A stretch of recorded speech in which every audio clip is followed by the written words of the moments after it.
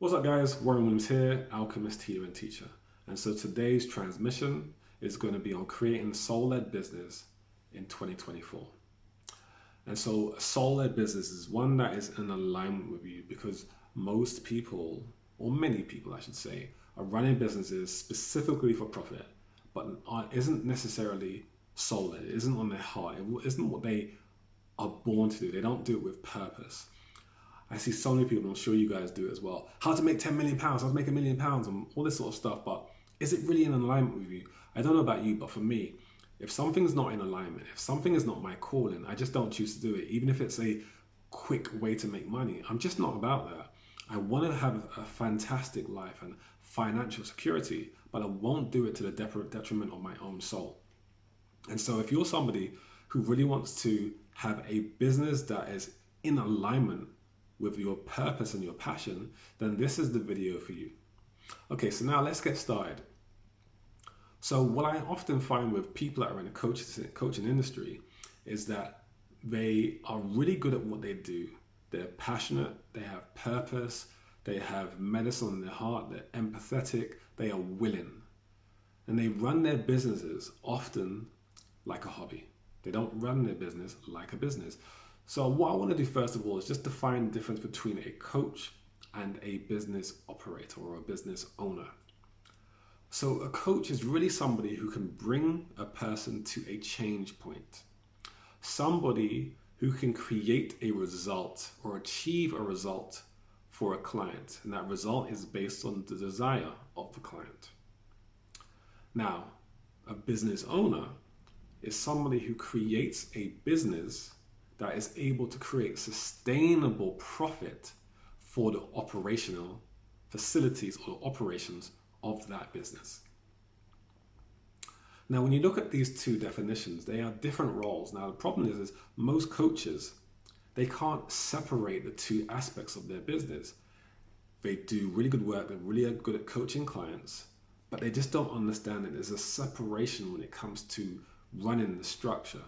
Because being a great coach is typically from the heart, sometimes from the mind, but it's mainly from the heart when you're a good coach because you have to learn to feel and be empathetic.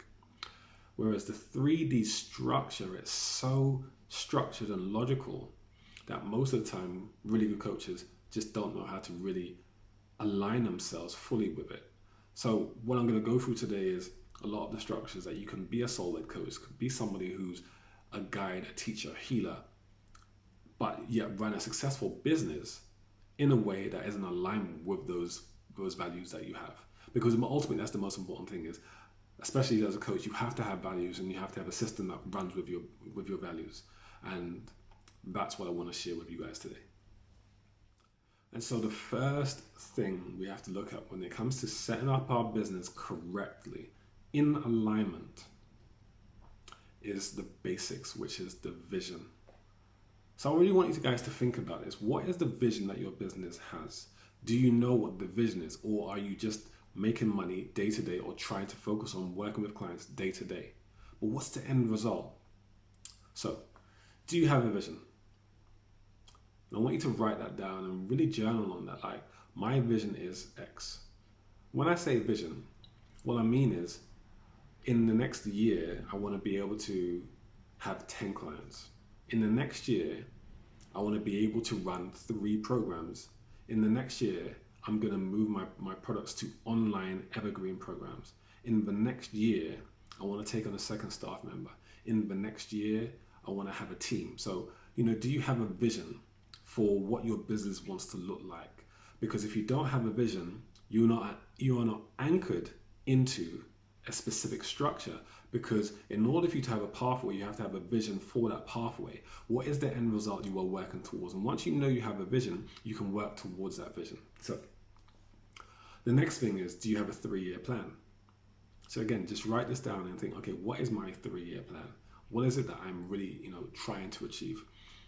Do you have products and services? And if so, what are those products? What are those services that you're trying to do? How many team members do you want to have? Thinking about, do you have a VA or a virtual assistant, or an EA, which is an executive assistant? Do you have a marketing manager? Do you have a social media manager? Do you have an accountant? Just think about the team that you want to build. Who's going to handle a lot of the infrastructure for your business? And again, if you don't have those people right now in place, just write that down as a point to start looking into. And then, what do you see that your business can be? So these are some of the things I'd like you guys to just write down and start to journal on, because ultimately you have to be clear on what you're trying to achieve in order for you to achieve it. So just think about that first point. So the next thing is your message. So again, the first thing on this point is, who are you? I want you to just journal on that. Who are you? What is the message you are trying to convey? And then the next thing to think about is, what do you do?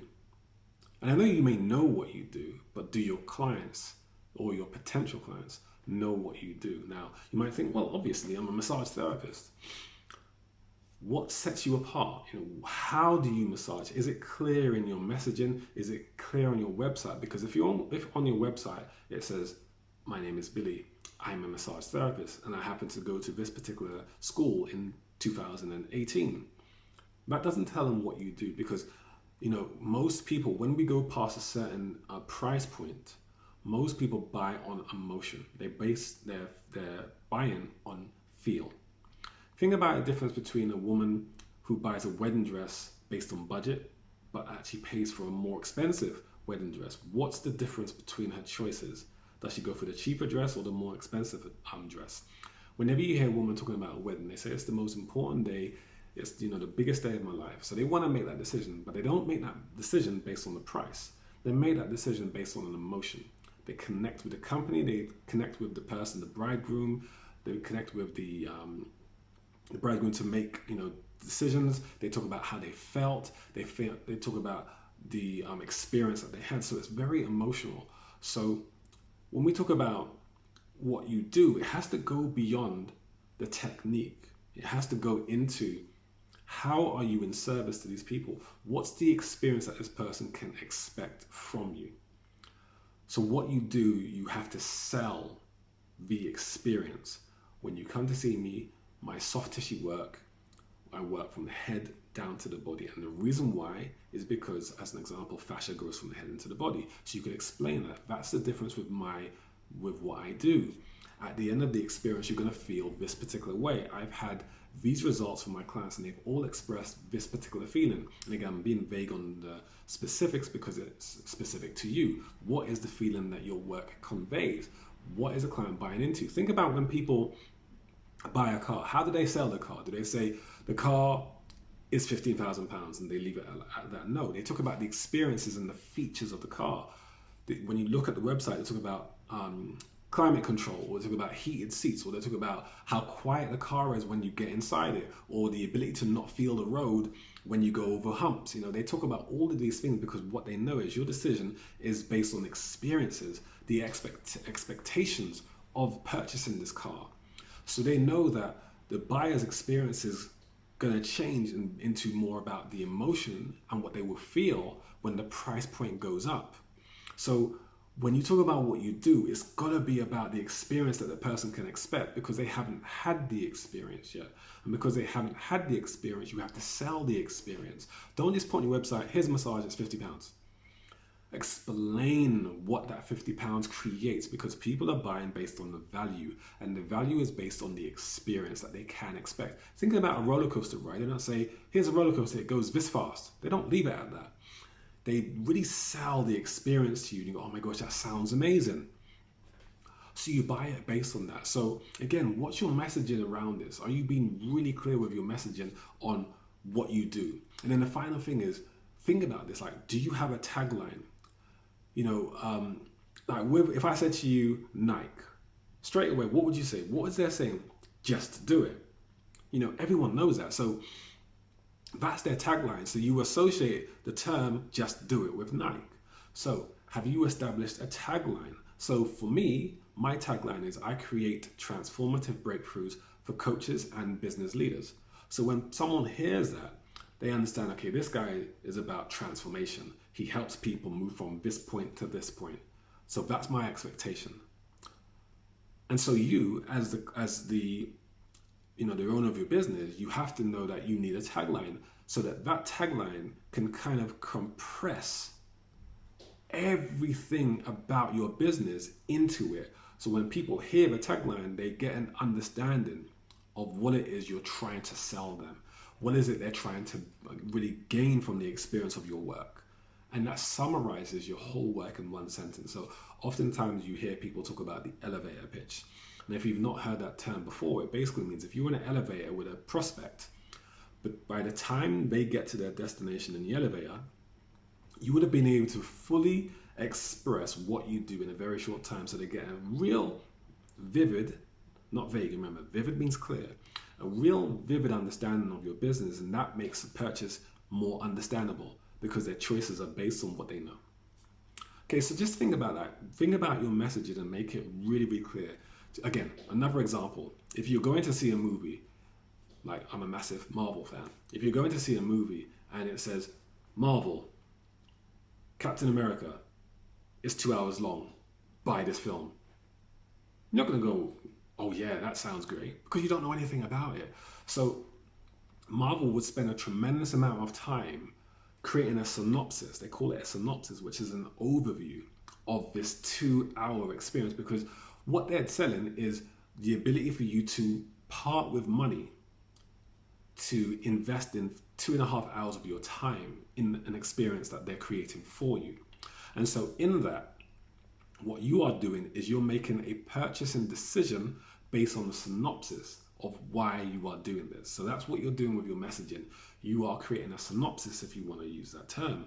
And so the person reads the synopsis and says, oh my gosh, I want to purchase that experience. So just be clear with that when it comes to your messaging.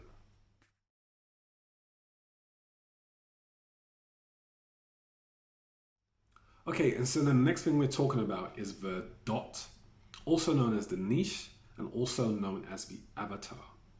Who are you selling to?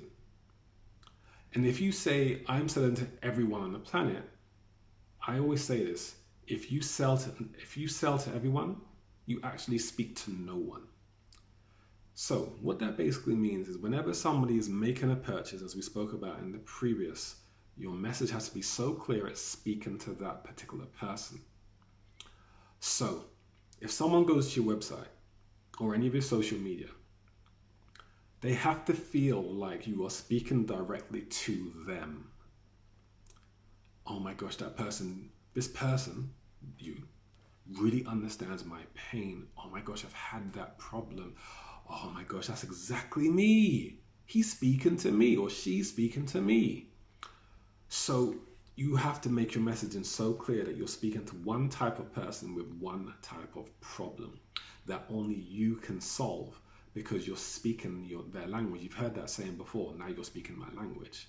There's a reason for that. You have to speak their language. So how do we establish this avatar? Well, if you're in this in any form of coaching industry, and hopefully you've worked with a few clients already, and even if you haven't, you may have worked with family or friends, you'll know a specific person that has worked with you that you felt most alive with. Thanks for watching this video. If you're a soul-led business owner and you want to go deeper into all the subjects covered in today's video, branding, marketing, sales, and energetics, then you can purchase my Bridge the Gap program, which will take you to the next level from a soul-led point of view. There is a promotion from the 7th of February when it relaunches, and I'll click the link in this video to get access to that promotion to get 15% discount.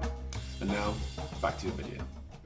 Ask yourself, why did you feel so alive working with that particular client?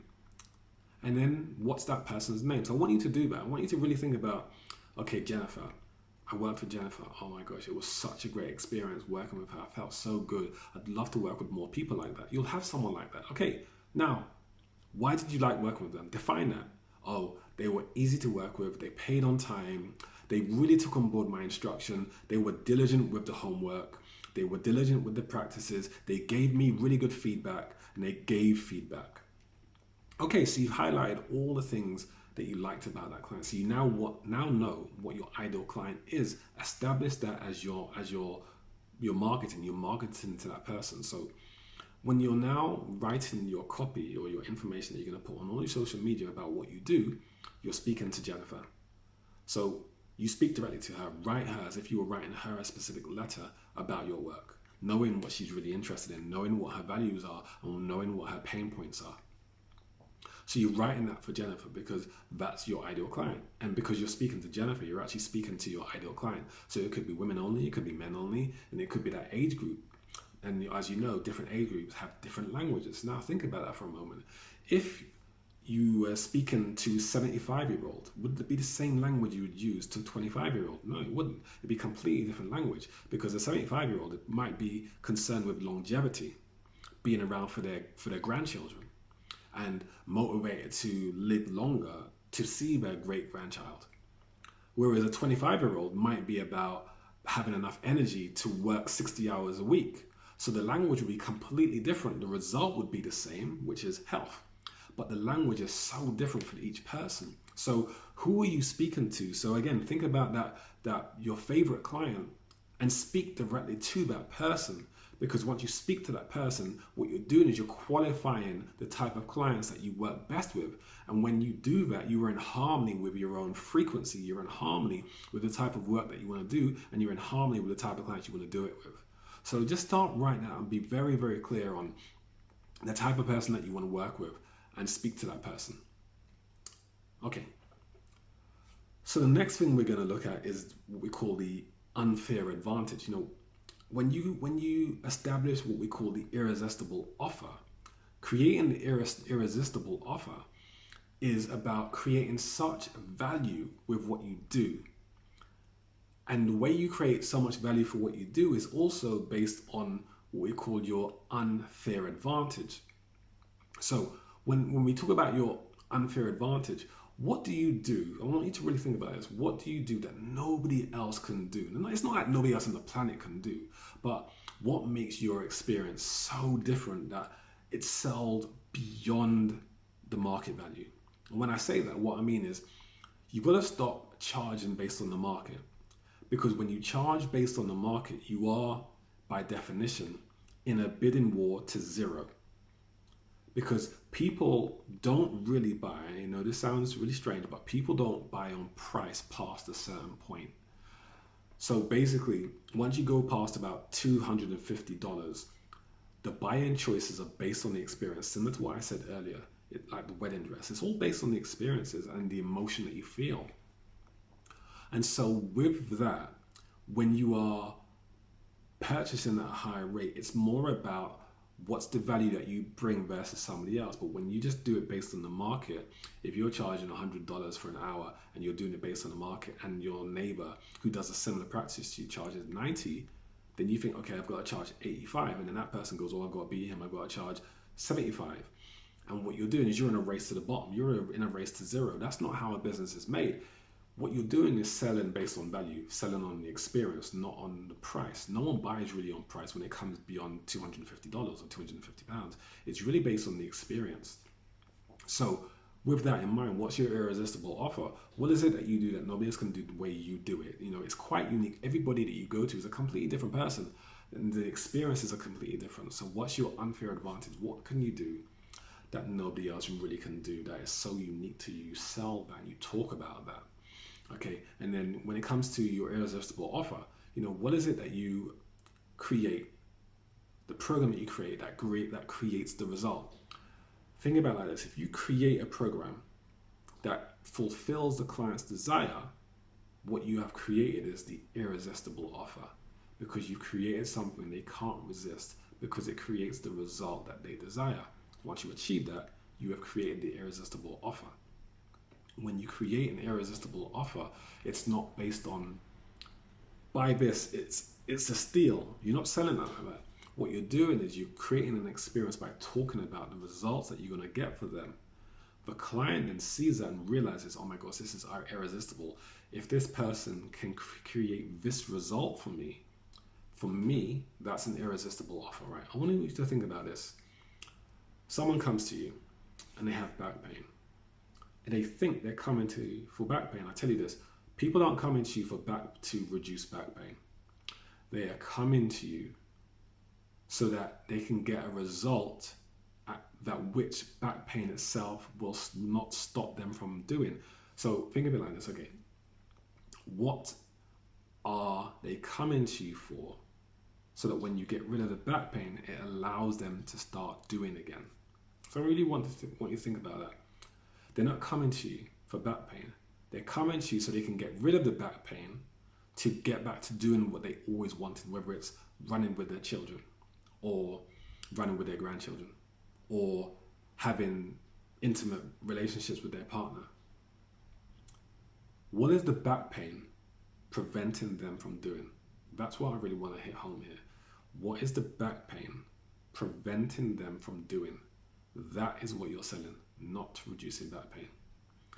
And if you are able to get rid of the back pain so they can go back to doing what they've always wanted to do, that one thing that they always want to do, that is priceless.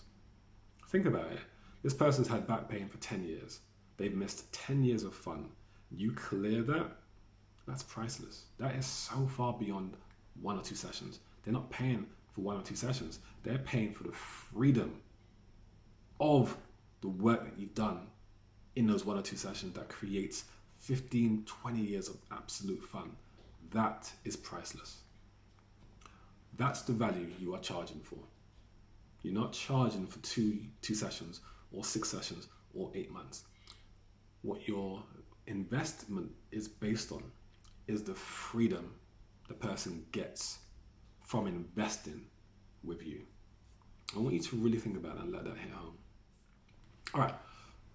The last thing I want to talk about with this is about energetic alignment. Energetic alignment is so important when it comes to building and creating a sustainable business. If you are not in alignment with what you teach, you can feel it, and I'm guaranteeing you, your clients at an unconscious level can feel it. Now, there's something about that person I just don't vibe with. Nah, I'm not interested. The unconscious program within all of us can feel when something's right or wrong. And a lot of people's purchasing decision making is based on what they feel, going with their gut, intuition. So the way you alleviate that is you only do things that are in energetic alignment with you. So energetic alignment is that, one, first of all, what you offer is truly in energetic alignment with what you do. So you've all seen these things where you have a personal trainer who looks terrible but is teaching you to be fit. That is not in energetic alignment. Or someone who is teaching you how to be a millionaire and they haven't even made 6 figures. That's not energetic alignment. So teach what you do. One of the things one of my coaches always said to me is live it and then teach it. When you live it and then teach it, you know what it takes to be that frequency so you can teach someone else to be that frequency. That's one thing. The next thing is understanding that success is 80% inner game, 20% structure. So what does that look like? Do all the structure, the marketing, the branding, the sales, all of the stuff that we've mentioned, but at the same time also work on yourself. Being in energetic alignment means that a more focused mind. How you achieve a more focused mind is health.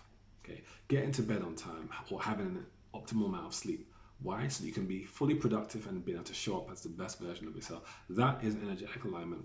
Eat high frequency foods. Eat foods that are organic, biodynamic, sustainable, so that your body operates at a higher frequency, because again, frequency is tangible. People can feel it. People have an X factor. What is that? That X factor is resonance. That's frequency. We all can sense it. Oh my gosh, that person seems so magnetic, charismatic. That's frequency. So be integral. Teach what you believe in. That is an energetic alignment. And then do inner work, such as journal. Focus on the inner game. Focus on your inner work. Like if you've got demons, if you've got trauma, that's all stored at a cellular level. There's a saying from a book called Your Body Keeps the Score. All trauma, all emotion is felt at an energetic level and is stored at an energetic level in the tissues and cells of your body. So to the degree that you have imbalances and blockages that affects your ability to be fully energetic and productive, the best posture is the one that uses the least amount of energy. So if you stand in really good alignment, you're in energetic alignment. So do all the things that you can do with regards to health, with regards to boundaries, with regards to living your values, so that you can show up as the highest version of yourself and also do the work that you ask your clients to do. Then, therefore, you are in integrity. When you're in integrity and you're healthy, you're aligned, you're balanced, you show up, that is when you are able to give the best of yourself in your work. Now, there's so much more when it comes to energetic alignment because it's a really, really deep subject. I will do a video that touches a bit more on that as well. But just remembering that financial success and wealth creation is all about the energetic alignment, which is 80% internal. You have to be in frequency of what you're trying to manifest. So, quick question on that. Do you know what £10,000 or dollars a month feels like in your frequency field? Can you differentiate the difference between a £5,000 month energetically and a £25,000 month energetically? They are two different frequencies. Can you feel the difference? Can you become an energetic match to the frequency that you're trying to pull in terms of money? Because money itself is a frequency. So that's just a quick summary of that. But all the other points of health and wealth and journaling and clearing any blocks in your field will be invaluable for you when it comes to building your business. So hopefully this has given you some food for thought. Like I said, go back, watch the video, pause it, write down all the points, start implementing them. Because like I said, I've been on this journey for more than 20 years and a lot of this stuff has really helped me. So get on that and see what it can do for you, and I hope it really helps. And if you want to go deeper and learn more and truly go really in depth, just think about it, this is like a 25-minute video. I have a 5.5-hour video series called Bridge the Gap, and that will allow you to go deeper into all these factors. It goes into sales, marketing, branding, and energetics in 4 different volumes. It's downloadable, purchase, and click the link attached to this video and you'll be able to get that program on my Thrive Cart channel. So again, if you want to know more, click that video. It goes far deeper, but hopefully the steps in this video will help you give you enough tools in the meantime. Okay guys, we're in 2024. Stay healthy, happy, whole, in whole being health. Peace.